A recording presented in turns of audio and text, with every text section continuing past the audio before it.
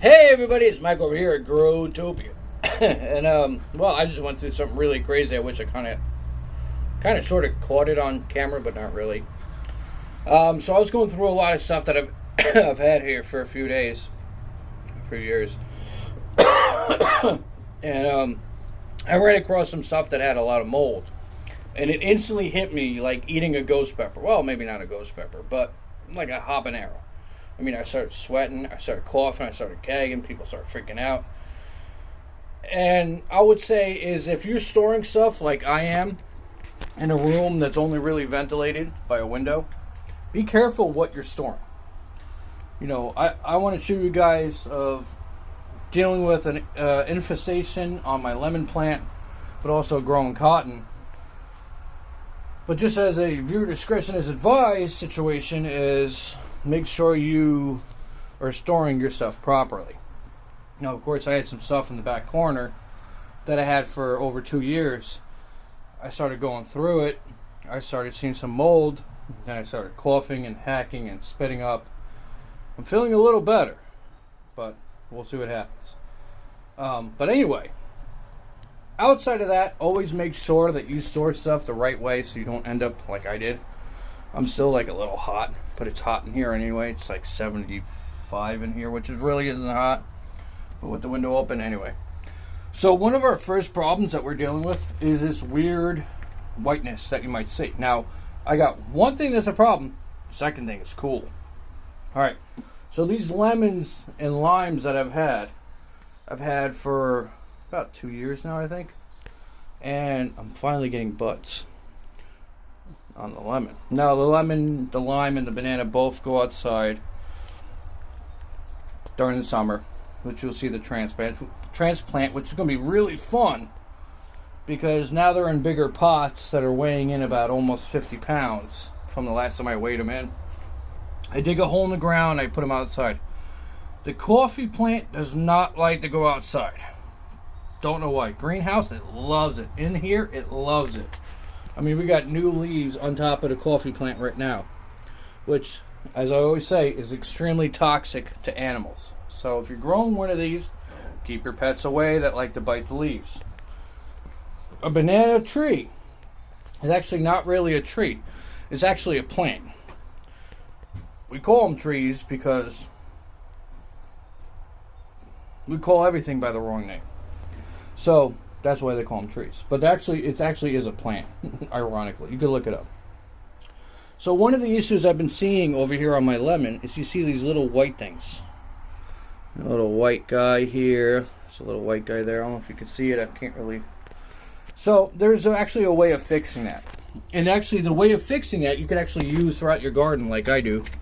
And I'm going to try to find something I can put you guys on so you guys can watch while I get stabbed.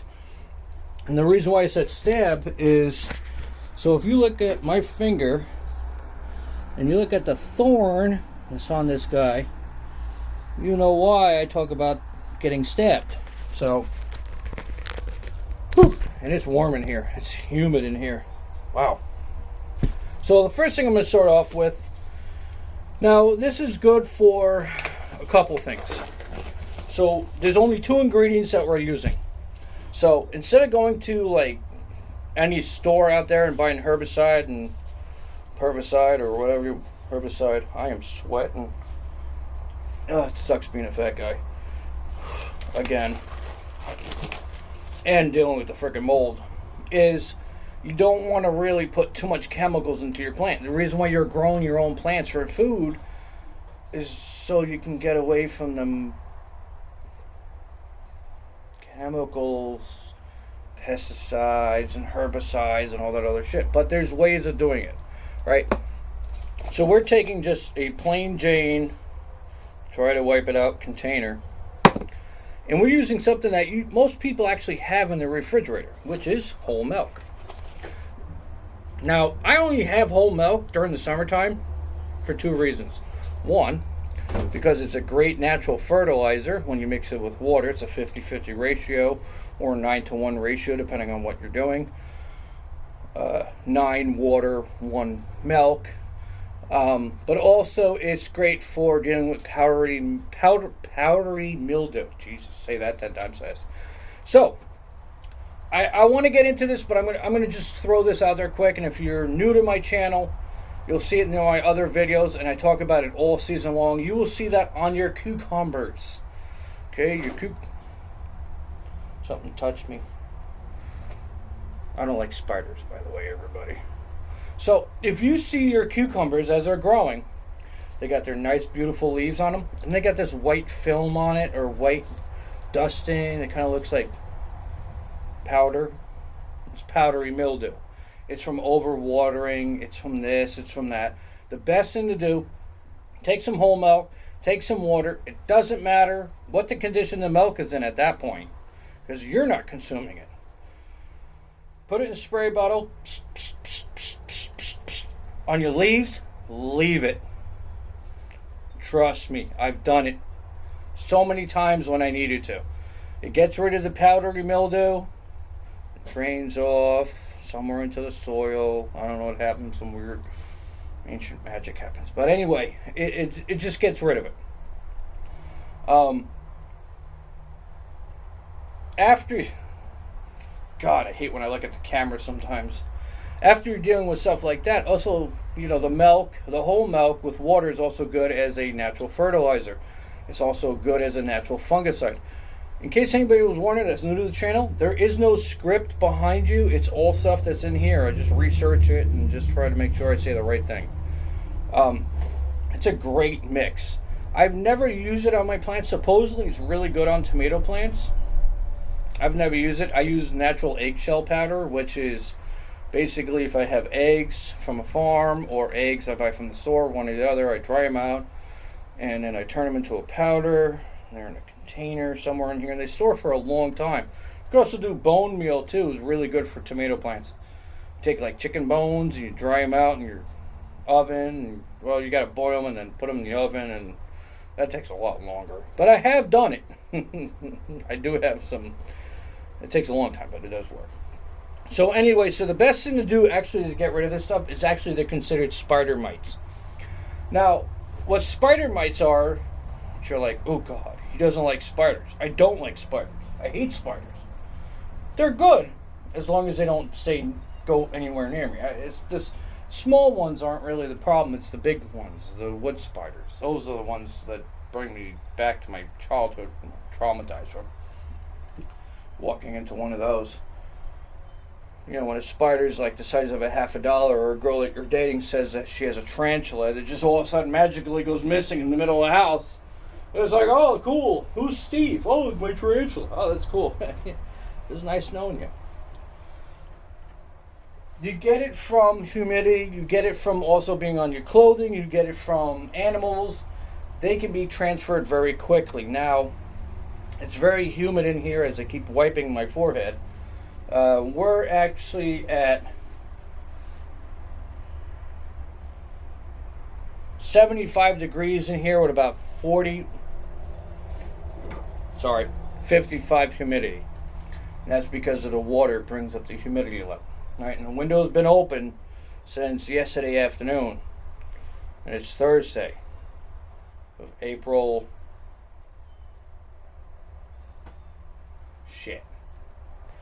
April of 2026. Okay? But I started getting the spider mites way before then, and I really didn't know what to do. But unfortunately, I'm starting to see them where they're starting to poop down to the coffee plant, and they're also getting onto my lime. So how do we deal with this? Let's get to that video, alright? So we have the reason for the gloves. So we got some whole milk that we just yanked out of the refrigerator. Pour some whole milk in here. Fun. It's a science experiment. That's good. I'm going to add some water. Canteen. That's way more than we really need, and all this is actually going to go to waste, in case you guys are wondering. Because nobody in here needs milk at all. But I'm taking just a regular paper towel from Scott's. I use Scott's paper towels for a lot of things. It's a lot more pricier. You could use something cheaper. But I use Scott's, so I'm just going to kind of saturate it in there, and you guys will not be able to see this unless I can get really fancy here. Try to figure out how to hold the phone and not see what I'm doing. But basically, so what I'm going to be doing is I'm just going to go through here and just wipe it. Now it's fine if it drips down below.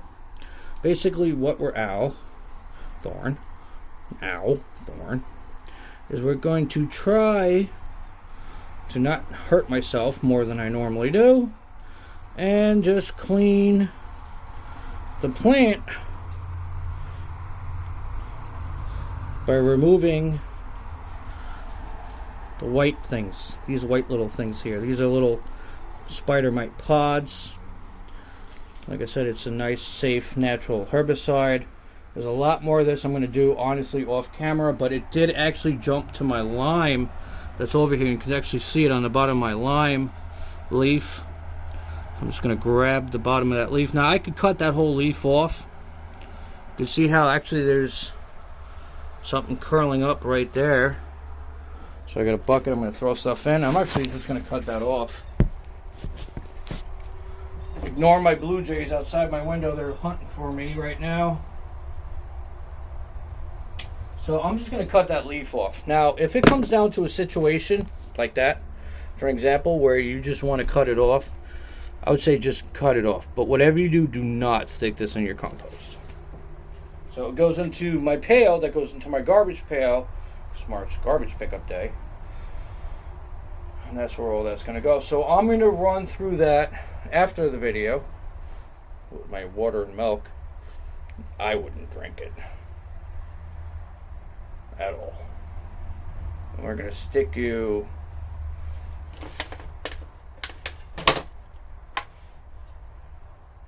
here. Everything is so full in here. So we're going to get rid of the gloves. Man, I'm sweating like something. Sweating like a whore in church.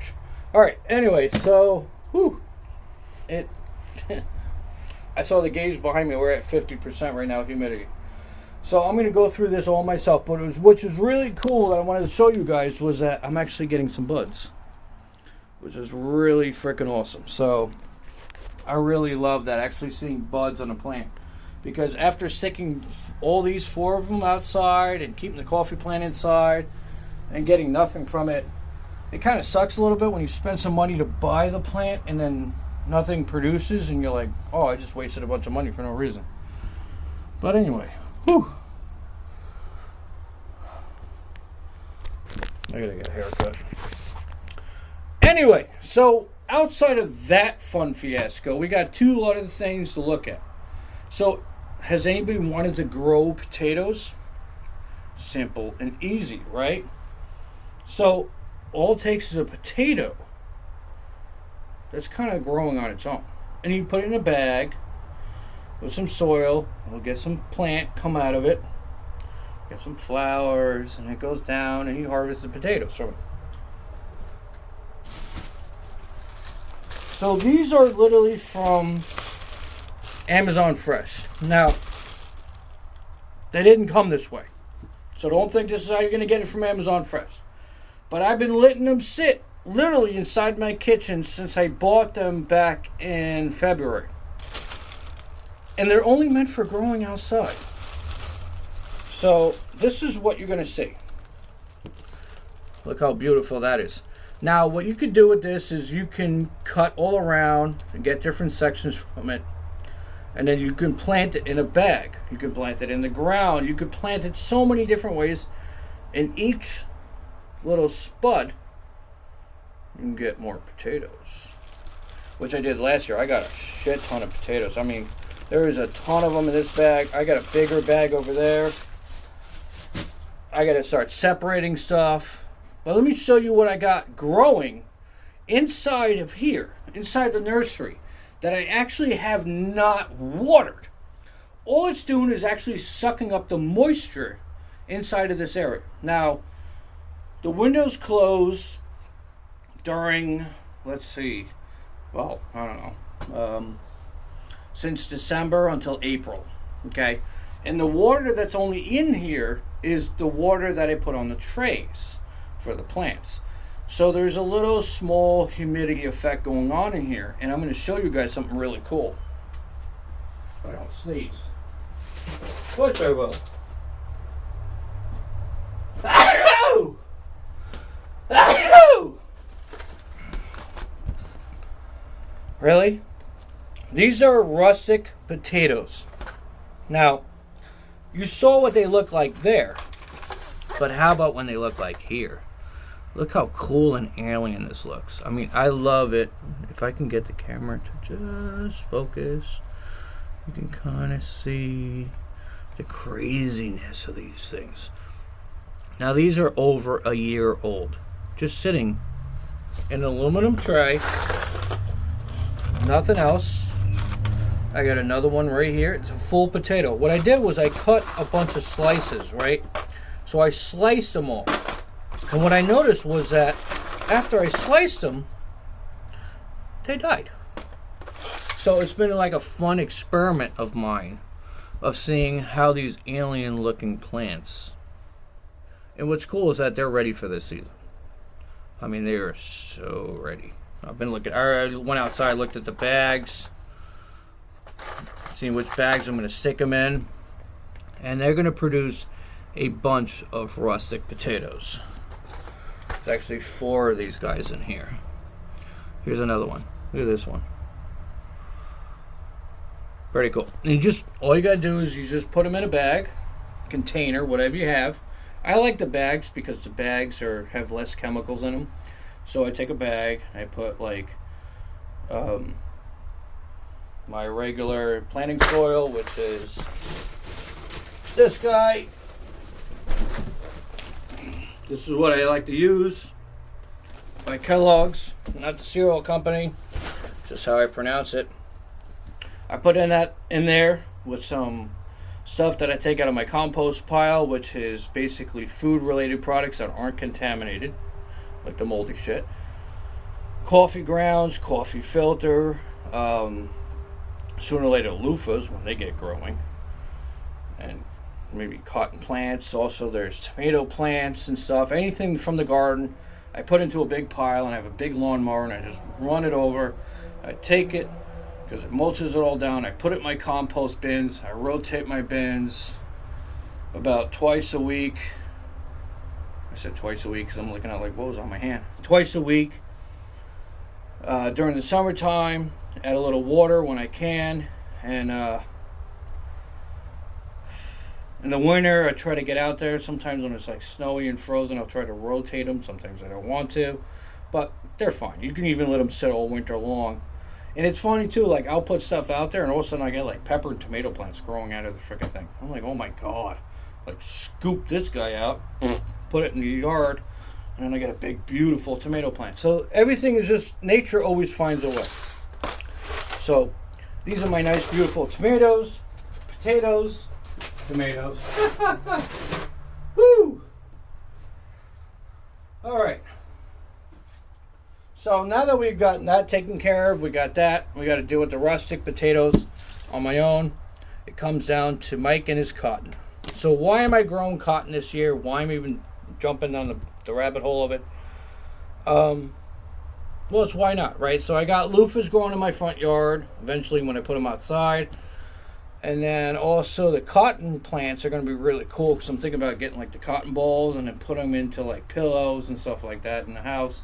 And seeing how they are before I go down the road of making like a cotton gin from 1880 or whatever.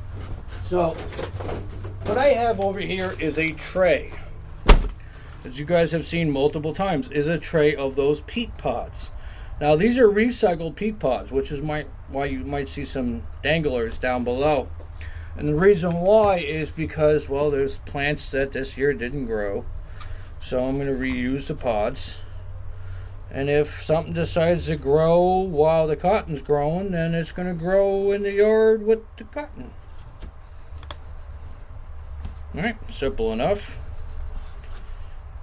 And it is, I cannot wait to put stuff outside. I got to get the greenhouses up and running. People ask me about, do you acclimate your items to the outside temperature? I do in a way, but not the way everybody else does. So a lot online is you take them outside your house, and you put them out there, and you put them back in your garage or your house, and you bring them back and forth 100 times.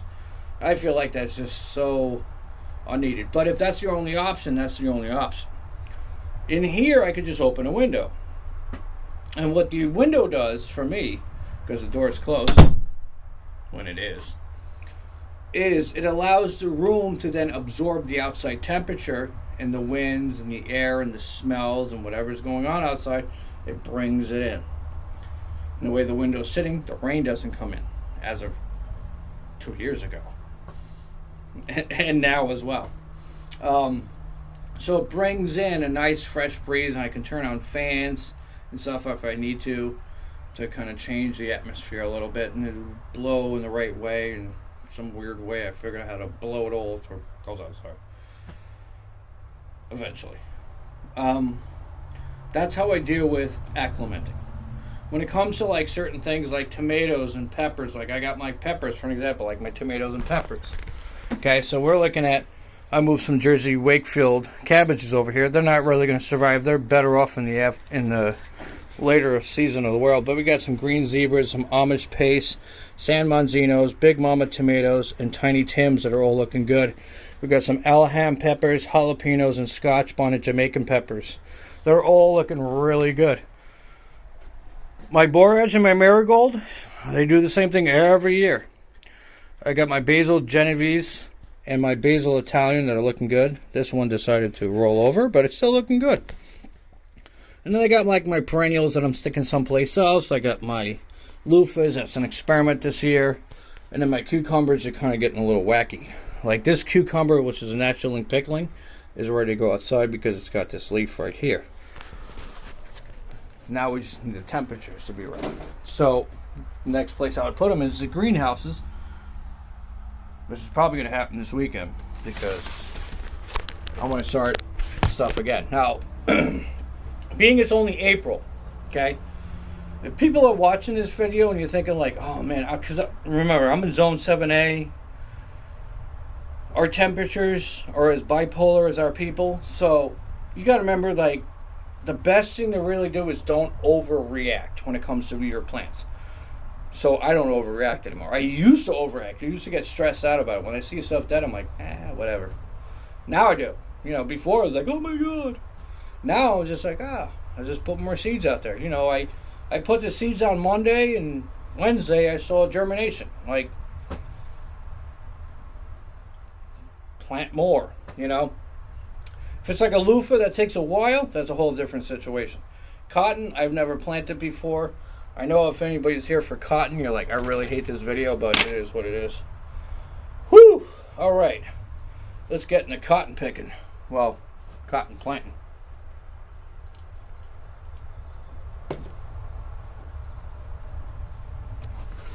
But don't always let plants, come here, bug, depict your life.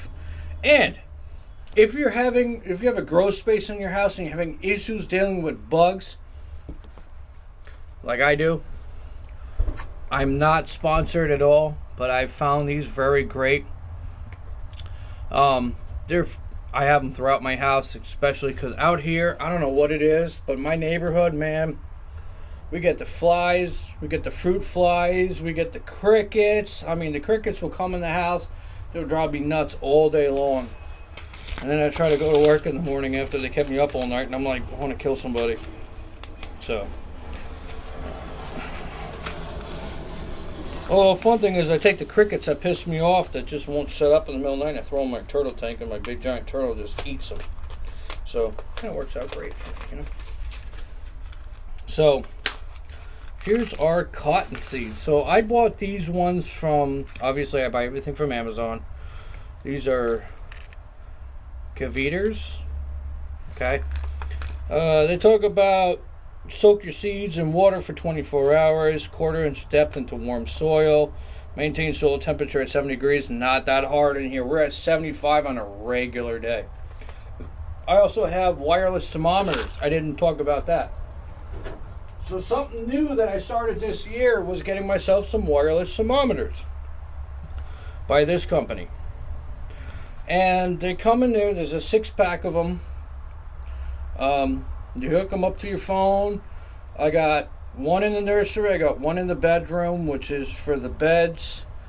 I got one in the sun house. I got one in the shade house. I got one in my living room, and I also got one that's in my front door, and it came in a 6-pack. And honestly, these things are pretty cool. They have a little battery inside of them.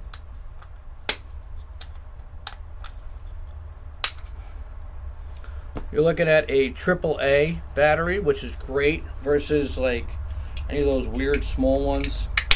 I opened up my finger with no nails on it, so anybody can open one of these. They come with a little lasso or lanyard, as you call them. You have to put it on when the cover is taken off.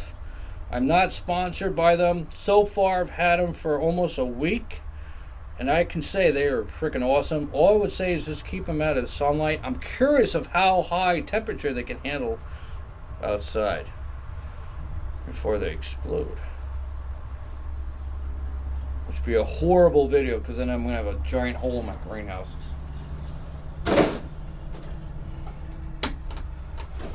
Which I really don't want, because there's a battery inside. So I actually have like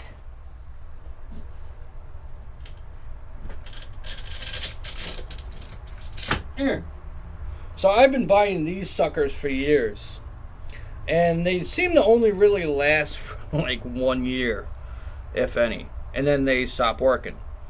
So I tested them against those in the greenhouse, and in the greenhouses these were reading like 100 degrees at 5 o'clock in the morning. And it's nothing against the company. It's just that I've had them for a while. They sat outside during the summer, through the winter. Stuff's not only going to last so long. I feel like these things may not survive the winter. I don't think they're going to survive getting wet, but they do say they're worthy for outdoors. So, see what happens. But so far, I've been loving those because I can set a temperature alert, right? So I could set how low and how high. So sometimes during the day, especially like today, I'll get an alert. The sun house is at extremely high temperature, and I'm at work, and I'm like, yeah, fuck you. And I get another alert. I'm like, yeah, fuck you. I get another alert. I'm like, ah, fuck you. An hour later, I'm like, all right, what the fuck is it? It's like freaking 10 o'clock in the morning. It's 115 degrees in there. I'm like, holy shit. There's nothing going on in there. Which was funny, because I always thought the shade house was cooler than the sun house, because the shade house is more shaded. That's why it's called the shade house. But apparently the shade house gets hotter until about like 1 o'clock, currently in April, and then it starts going down, and then the sun house starts picking up. But only to about, I've seen an average of like 110, which isn't good. Nothing will really grow at that rate, but that's because there's absolutely no water in there, nothing. I will also have automatic watering systems that I bought this year, which is phenomenal, where I can control that from anywhere. And these things I can control from anywhere, in case you guys are wondering. So I could be literally at work 100 plus miles away, and I can still access them and set the temperature what I want. I like them. So we'll see how long they last. The watering, I haven't set that up yet, but that's going to be really fun. I say that now. But anyway, let's go back to planting. Otherwise, I'm going to get on a rant about shit, and people are going to get tired of watching the video. We're 28 minutes in. And so anyway, so from these guys, we're looking at, the seeds are looking like this. Oh, God. The seeds are looking like this. They are not fuzzy wuzzies. In case you're talking about, if you're wondering what a fuzzy wuzzy is, it's a seed that has a lot of white fuzz on it. They're not fuzzy wuzzies. So I'm just going to drop 2 seeds per hole, which might be over the hole, over the amount that I need, but whatever. I hope you guys like the video. Like, subscribe, share it with your friends and family, just so that it helps everybody else get out there and grow something. I'm not looking for money. I'm looking just for entertainment. I entertain myself sometimes watching my own videos, because sometimes I'll be like, how did I do that? And I watch myself, I'm like, oh my God, where's the filter? Looks like we're going to almost bang out this whole bag. We got 15 of them, Wow, that's crazy. I mean, it did say 25 seeds. So we literally have 1 seed left in this bag. We're going to put this bag down here next to the loofahs. And we're just going to tap it, tap, tap, tap, tap, tap, tap. We already got the label with the name on it, with the date that I sowed it. I'm not putting into my grow book. If you guys are new to the channel, everybody should have a grow book that is soil, not a seed. Alrighty, always have a rag nearby so you can clean your phalanges. Now I can add a little bit of water to it as well.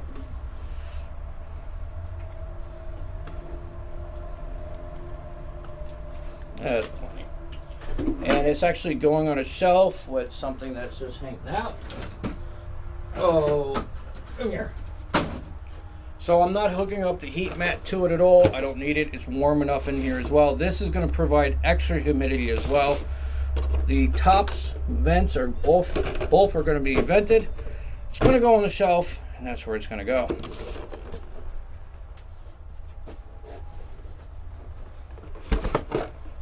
Thanks guys for letting me know I forgot to tag.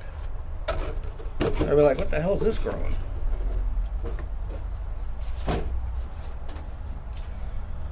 Okay, so with that done, I still have my rustic potato tab, which I would take and I would put into a container.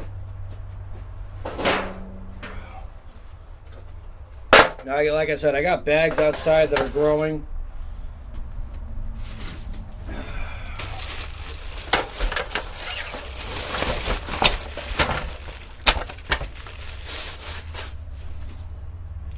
Take a look. So unfortunately you're going to get some moldy here and there, and when they dry out it's a little bit better, but even if they're like got a little mold on them, you got to be really careful. Like that's super moldy.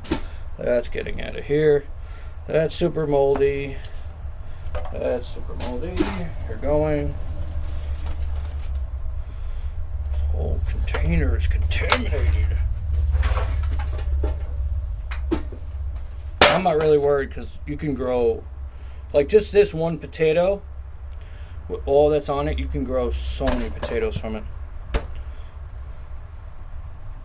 I'm looking for the non-moldy. Moldy is like the white mold that you're looking at. Like here you can see like there's a little bit of white mold on it. I'll put this one this way. This one you can see there's a lot of mold on it. I'm just going to get rid of it. I'm not worried about it. I got so much out there. Same thing with this guy. And this one is pretty nice. Got a little bit of mold on it, but that's okay. We have another bag here. Don't breathe, as everybody says. Ooh, this is super squishy. This is what put me into an issue before.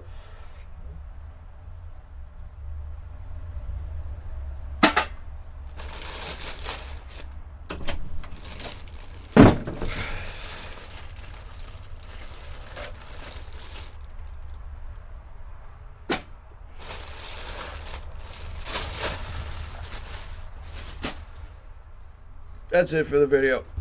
Later, like, subscribe, share with your friends and family. This is Mike. I'm out.